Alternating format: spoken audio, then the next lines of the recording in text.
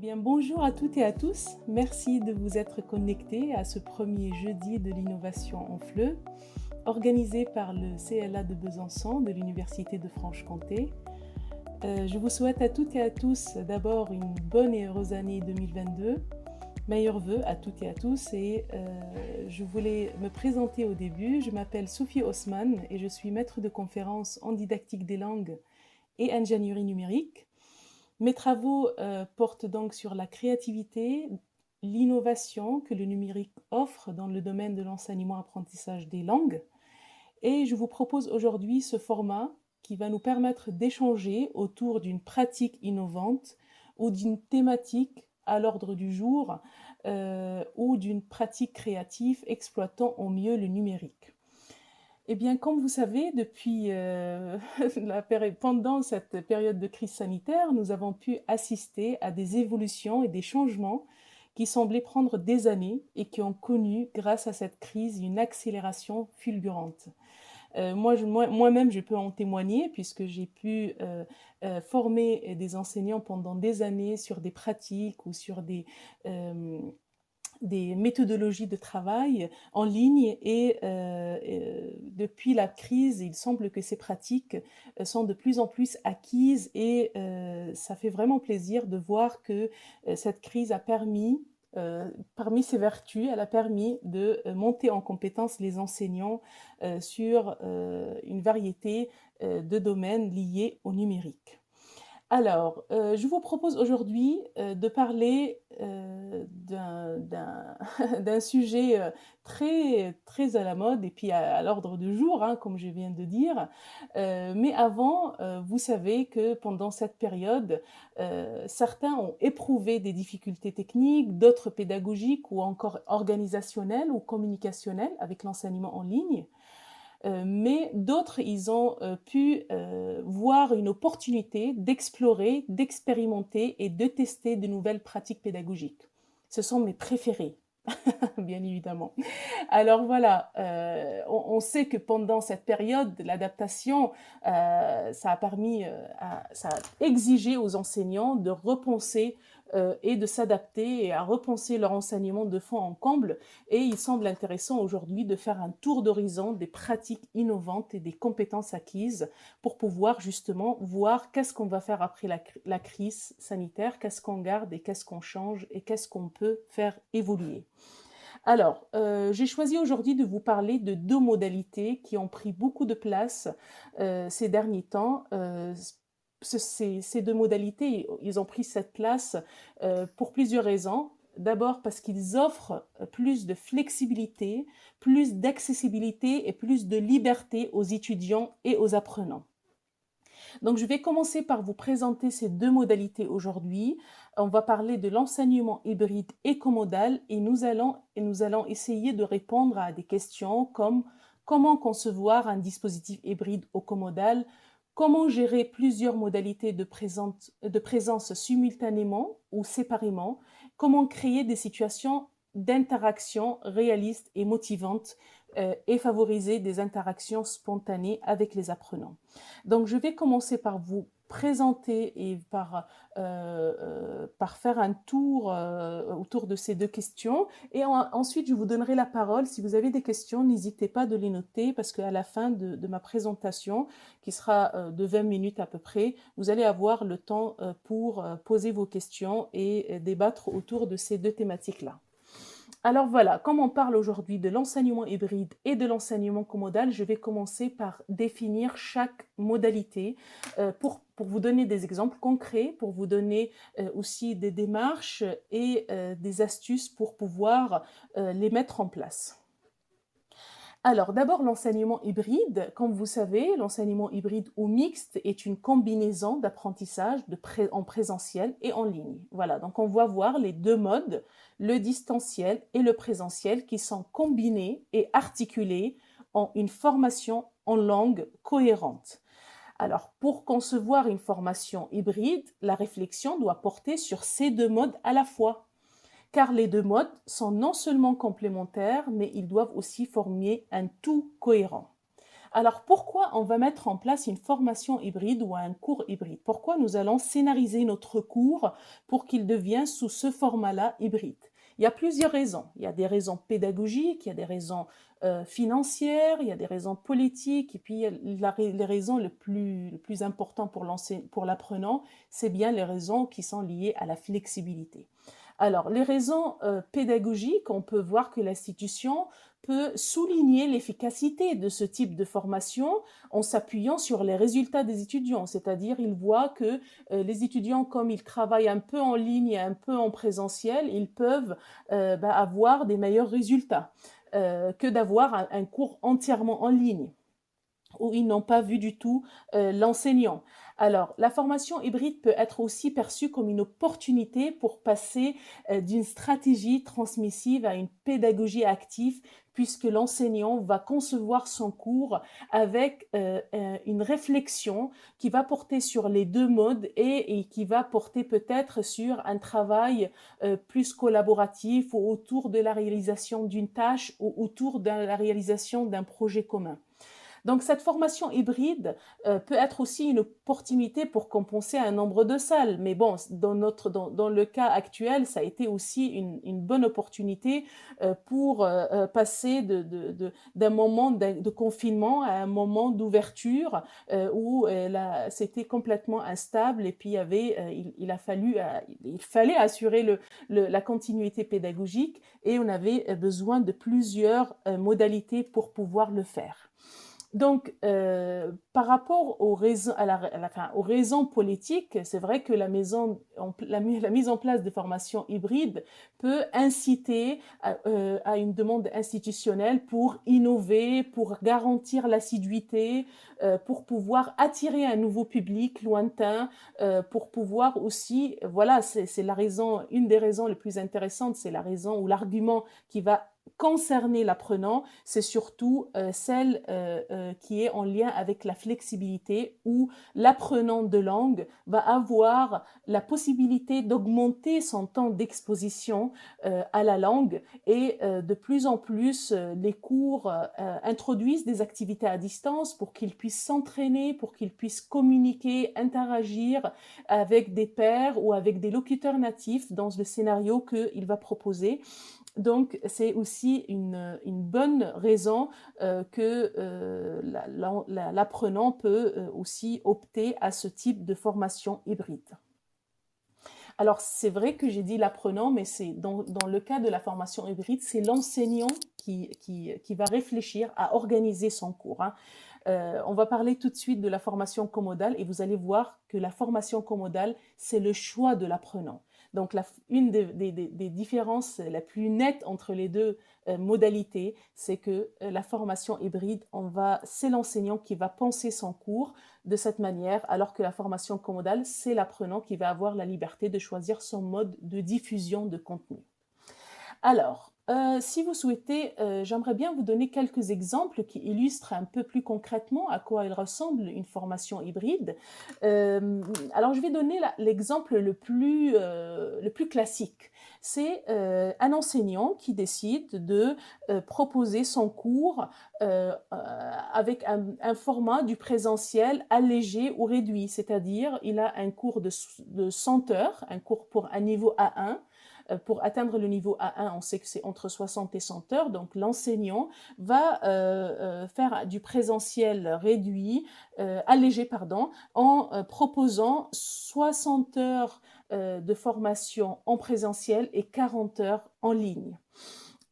Donc, ça a été le scénario le plus classique pendant des années, sauf que malheureusement, il a été lié à un mythe autour de cette formation hybride pendant aussi des années. C'est que l'enseignant, il pensait que le travail qui va se faire en ligne, c'est un travail complémentaire avec des ressources complémentaires qui vont pouvoir, si les apprenants veulent, ils vont aller sur des sites pour compléter un peu la formation ou le cours qui s'est fait en présentiel. Alors ça a porté préjudice à la formation hybride parce que la formation hybride réellement doit être pensée avec des compétences cibles qui seront travaillées en présentiel et d'autres qui seront travaillés en ligne. Donc, si au niveau A1, nous avons dans un référentiel un inventaire de compétences langagières ou un inventaire d'objectifs langagiers qui va à je me présente, présenter son ami, s'exprimer ou exprimer ses sentiments. Voilà, donc l'enseignant va prendre ce programme-là pour dire bon, je cible 4 ou 5, ces 5 compétences qui vont être travaillées en présentiel et puis d'autres qui vont être travaillées en ligne. Et on va voir immédiatement quelles sont les compétences qui sont le plus travaillées en ligne ou en présentiel. Donc ça, c'était le scénario le plus classique. Alors après, petit à petit, il y a des enseignants qui ont essayé de mettre des expérimentations, d'essayer quelques expériences autour d'une tâche projet. Donc, ils vont travailler avec des apprenants et des tuteurs en ligne ou en présentiel autour d'une tâche. Et cette tâche se travaille dans les deux modes d'une manière complémentaire.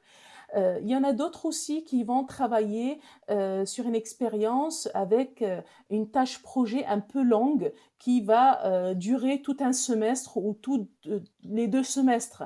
Donc, ça va impliquer un travail individuel, un travail en groupe, des travaux ou un échange avec des apprenants qui se trouvent dans des pays un peu lointains de la langue cible, ou un scénario comme la télécollaboration intégrée dans cette formation hybride. Donc, il y a eu plusieurs enrichissements de cette modalité tout au long du travail et que les enseignants ont pu mettre en place.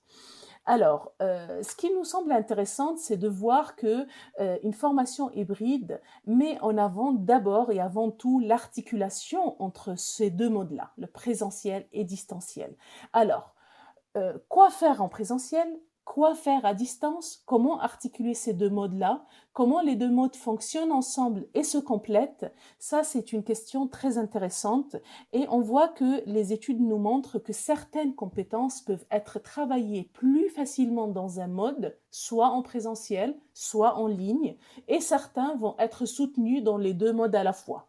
Et ça a été vraiment prouvé par des recherches et par des études et par des questionnaires qui montrent que parfois les apprenants disent nous on préfère par exemple le présentiel pour telle ou telle compétence. Alors je vous donne des exemples car chaque mode a ses propres caractéristiques bien évidemment. Alors d'abord pour le présentiel. Vous savez que le présentiel permet de développer les aspects socio-affectifs. Donc parfois, les enseignants et les apprenants veulent se voir pendant les 2 premiers cours pour en discuter, pour se faire pour faire un tour de table, pour faire connaissance et puis pouvoir se connaître mieux. Alors, comme je ne sais pas si vous me connaissez d'avant, mais avant la crise, j'étais une grande techno-enthousiaste et j'ai toujours encourager les enseignants d'aller pour travailler en ligne en disant on peut faire un tour de table en ligne et alors on peut demander à tout le monde de se présenter, je ne vois aucune différence. Alors je peux vous dire qu'après la crise et en ayant travaillé pendant 2 ans en ligne, je peux maintenant comprendre que l'enseignement est avant tout une relation humaine. Et oui, on a envie d'être dans une confiance, dans une relation avec les collègues et avec nos pairs et avec l'enseignant qui ne se fait pas facilement avec l'environnement hostile de Zoom ou les classes virtuelles qu'on a pu expérimenter depuis quelques années, quelques mois. Alors, voilà, ça permet donc de développer les aspects socio-affectifs et ça permet aussi de rythmer la formation aux yeux des apprenants. Quand les apprenants, ils voient l'enseignant en face à face, il va pouvoir leur donner l'organisation de son cours, il va pouvoir rythmer la formation d'une manière à ce qu'ils puissent comprendre qu'il y a un moment en hybride et un moment en présentiel. Alors, le présentiel est utilisé aussi pour pratiquer l'interaction orale. Beaucoup d'apprenants le disent, on a plus de facilité à s'exprimer et à interagir entre nous dans une classe que en ligne. C'est plus fluide. Comme vous savez, quand on est en ligne, eh bien, l'apprenant doit lever la main d'abord et puis on va lui dire, bon, bah, active ton micro. Et non, attends, il y a quelqu'un d'autre qui souhaite peut-être prendre la parole. S'il n'y a pas cette fluidité qui se passe en présentiel où les personnes se voient plus facilement dans une salle de classe. Alors, quant au distanciel, on voit qu'il permet de donner du temps aux apprenants. Donc, le distanciel, quand on travaille dans un forum, on a la possibilité de prendre son temps pour rédiger un message, pour travailler l'expression écrite, pour réfléchir sur la tournure de notre phrase, pour vérifier l'orthographe. On a un temps de pause, d'accord? C'est pas comme le travail qui se fait en face à face. Alors, le distanciel permet aussi de travailler à son rythme. Ils peuvent aller revoir un replay, accéder à des ressources. Ils peuvent aller échanger ensemble et puis rattraper peut-être un retard. Donc, le distanciel est aussi intéressant parce qu'il permet de varier les ressources et les activités. Vous voyez qu'une des plus grandes plus-values pédagogiques du numérique, c'est de pouvoir varier les supports et donner la possibilité de travailler avec des ressources variées. Ça peut être des images, de l'audio, vidéo, ça peut être aussi du texte. Donc, il y a une variété des médias qui sont au service de l'apprentissage quand on travaille en ligne. Alors, le distanciel peut être aussi mis en avant par son interactivité. Quand on propose des activités interactives multimédia, c'est assez sympa quand même de pouvoir faire un appariement sonore ou pouvoir travailler sur une matrice de jeu. Ça peut être motivant quand on travaille ce type d'activité en ligne. Le distanciel est utilisé aussi pour la préparation des tâches qui seront réalisées en présentiel. Voilà, ça a été des points qui ont été mis en avant et les apprenants en gros, mettent en avant que le présentiel est assez intéressant pour l'interaction orale et le distanciel est intéressant pour l'interaction écrite. Voilà, donc voilà les particularités de cette modalité, les brides. Et là, on va voir tout de suite quelle est la différence avec l'enseignement commodal. Alors, il y a beaucoup de personnes jusqu'à aujourd'hui qui confondent ces deux modalités, alors que la comodalité est une pratique pédagogique qui combine l'enseignement en présentiel et en ligne de façon simultanée. Donc, tout à l'heure, on a vu que les brides travaillent de façon séparée, c'est-à-dire soit tout le groupe est en présentiel, soit tout le groupe est en distanciel, alors que la comodalité, ils sont un seul groupe qui est à la fois divisé, un certain nombre d'entre eux en présentiel ou en distanciel, synchrone et asynchrone.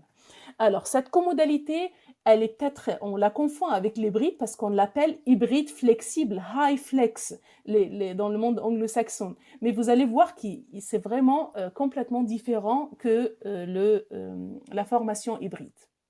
Surtout, comme je viens de le dire, la plus grande différence entre eux, c'est que le mode de diffusion dans la formation hybride est imposé par l'enseignant. C'est l'enseignant qui a conçu son cours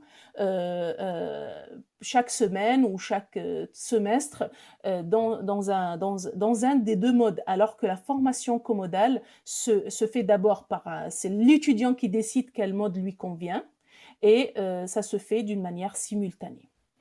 Alors, d'abord, quelques repères autour de cette formation commodale.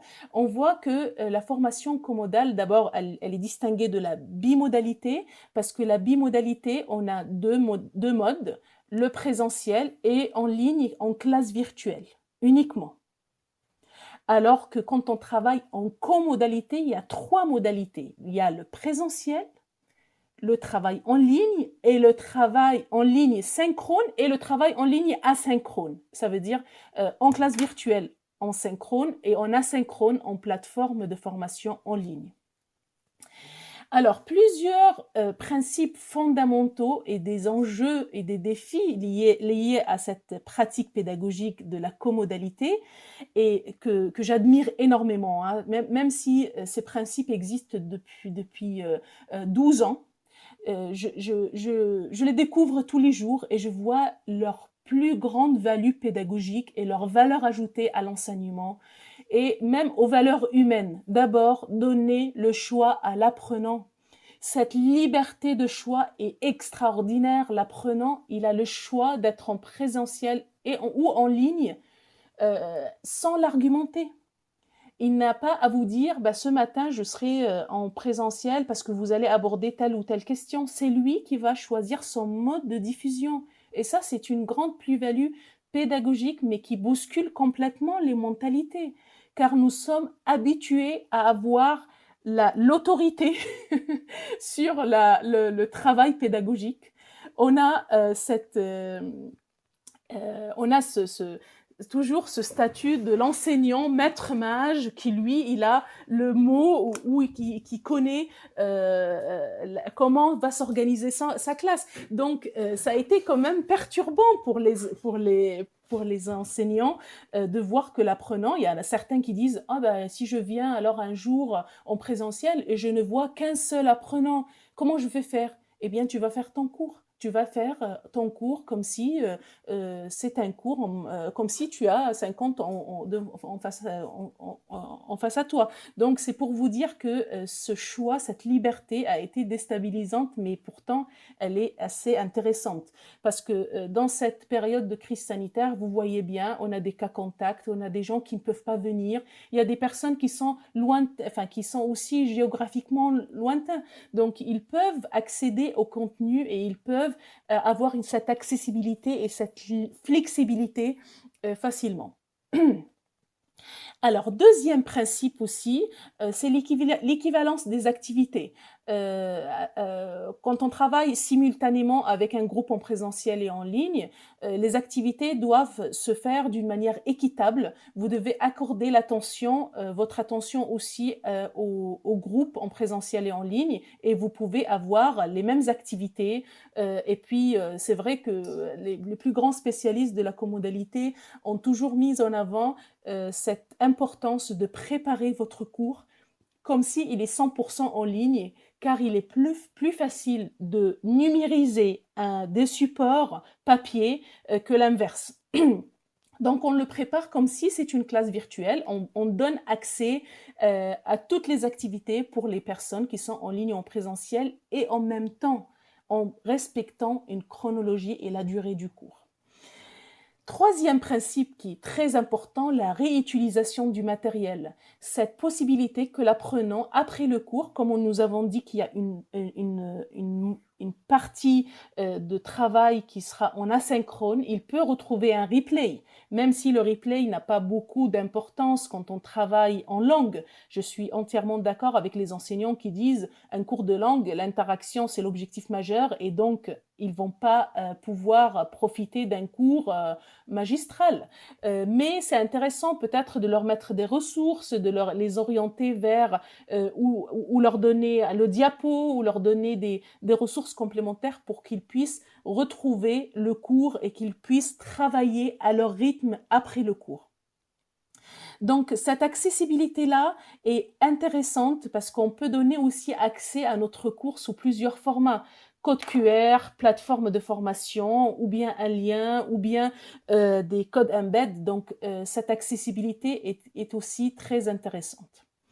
Alors, vous savez, moi, j'ai tendance à rajouter encore un principe à cette liste, à ces 4 piliers de la comodalité, en mettant en avant le fait de donner le choix à l'enseignant. L'enseignant aussi, en 2022, a le droit de dire « je voudrais », comme le travail va être de la même qualité en présentiel et en ligne, eh bien, il a peut-être aussi le courage de dire « je veux assurer aussi mon cours depuis chez moi » et il sera diffusé dans une salle de classe pour des gens qui sont en présentiel.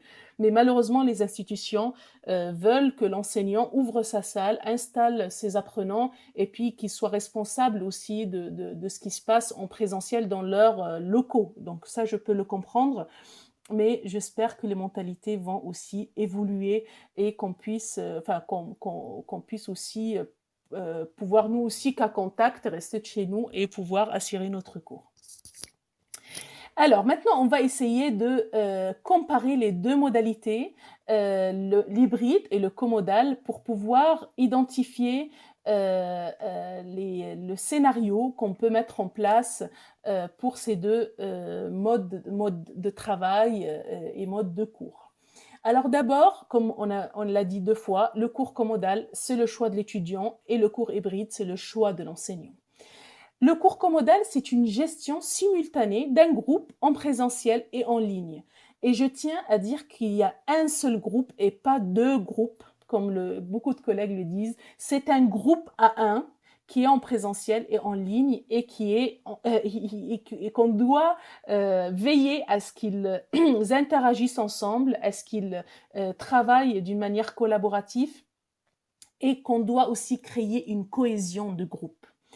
Alors que dans le cours hybride, l'articulation entre le présentiel et le distanciel il y a une articulation et un choix du meilleur mode de diffusion du contenu que l'enseignant décide.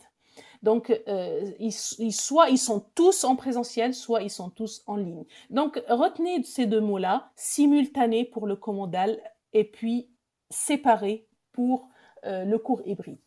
Alors, pour l'encadrement des étudiants dans un cours comodal se fait d'une manière simultanée dans les 2 modes, alors que dans le cours hybride, l'encadrement se fait séparément, soit synchrone ou asynchrone, et puis soit en ligne ou en présentiel.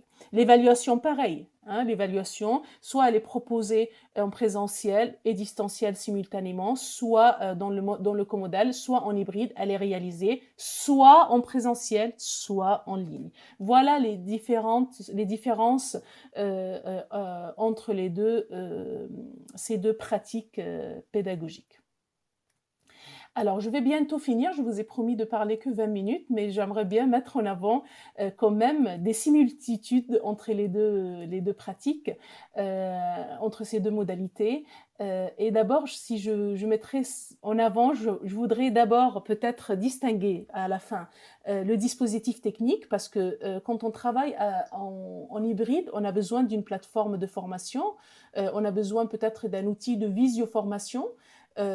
Alors quand on travaille dans un format comodal, on aura besoin d'une salle quand même équipée avec un ordinateur, des enceintes, un haut-parleur, vidéoprojecteur et puis les outils de visioformation, Zoom ou Cisco Webex, voilà.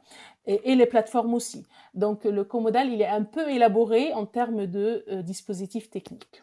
En tout cas, pour les deux, on a besoin certainement de réfléchir, de prendre un temps de réflexion pour la construction d'un scénario cohérent.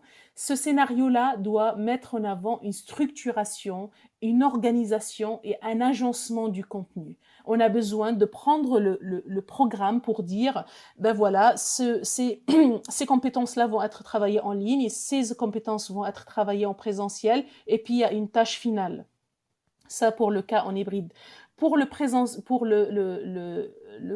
comodal, on a besoin aussi de se demander, ils vont travailler ensemble d'une manière simultanée, comment on va pouvoir leur donner accès aux ressources, aux activités et au matériel pédagogique au même moment, et quel est le rôle de l'enseignant pour telle ou telle tâche, le rôle de tuteur pour telle ou telle tâche. Donc, ce travail et cette réflexion sur le scénario, elle n'est pas très longue, hein. Ça prend pas des jours, hein. Ça prend une demi-journée peut-être, mais elle est fondamentale. On peut pas commencer un cours en ligne, soit entièrement en ligne, en hybride ou en comodal, sans avoir cette réflexion et sans se poser des questions et sans partir aussi d'une matrice. Alors j'ai eu à plusieurs moments à fournir des matrices pour pouvoir faciliter cette réflexion avec une colonne autour de l'activité aux objectifs, avec les 2 modes en présentiel, en ligne, synchrone ou asynchrone. Donc je vous fournirai tout ce matériel après sur notre plateforme Roca du CLA. Alors, pour animer les deux, la formation comodale, on a besoin bien évidemment d'accorder une attention égale. au groupe en présentiel et en ligne. On a besoin de distribuer la parole équitablement, d'animer avec clarté et dynamisme et surtout d'exploiter les fonctionnalités de l'application d'une classe virtuelle.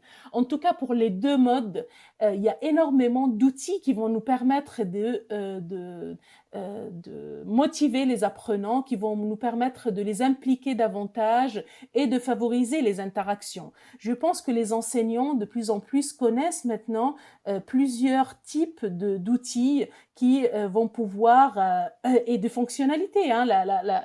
La classe virtuelle nous permet de partager les contenus, de partager un écran, de pouvoir faire du chat ou un TBI ou une note collaborative. Donc, ces différentes fonctionnalités-là, ajoutées avec des outils collaboratifs comme Kahoot ou comme Learning Apps ou les autres outils que vous connaissez, permettent quand même de favoriser les interactions et le travail collaboratif. Moi, je prends beaucoup de plaisir de faire parfois travailler les apprenants qui sont en ligne ou en présentiel avec Padlet, où ils vont pouvoir collaborer autour d'un thème et qui vont pouvoir poster et travailler soit avec un code QR, soit avec leur téléphone portable. En temps réel, ils vont pouvoir poster autour d'une thématique tout ce qui leur semble intéressant. Alors, on va pouvoir aussi les aider à s'organiser. C'est important qu'ils soient au courant et qu'on puisse aussi soutenir les apprenants qui rencontrent des difficultés. C'est important de leur enseigner les nouvelles règles d'une classe hybride ou d'une classe commodale. C'est intéressant de pouvoir leur expliquer le déroulement de votre travail. Et je pense que dès le début, ils apprécient énormément cette flexibilité, la liberté de choix, cette accessibilité au contenu sous plusieurs formats. Il faut savoir que c'est une des plus grandes plus-values pédagogiques aussi du numérique, c'est d'avoir l'accès au contenu sous plusieurs formats, en synchrone ou asynchrone, en code QR, en lien, comme je viens de le dire. Alors, ce qui est rassurant pour la formation commodale, c'est que les études ont montré que les apprenants, quand ils choisissent un des modes, ils le gardent jusqu'au bout. Ils ne changent pas en cours de route. Ça veut dire, et ça c'est rassurant hein, pour les enseignants qui parfois peuvent dire comment je vais faire si je trouve personne en arrivant en classe. Bon, alors voilà, j'espère avoir fait le tour de cette question rapidement. Si vous avez des questions, n'hésitez pas, je suis à votre écoute.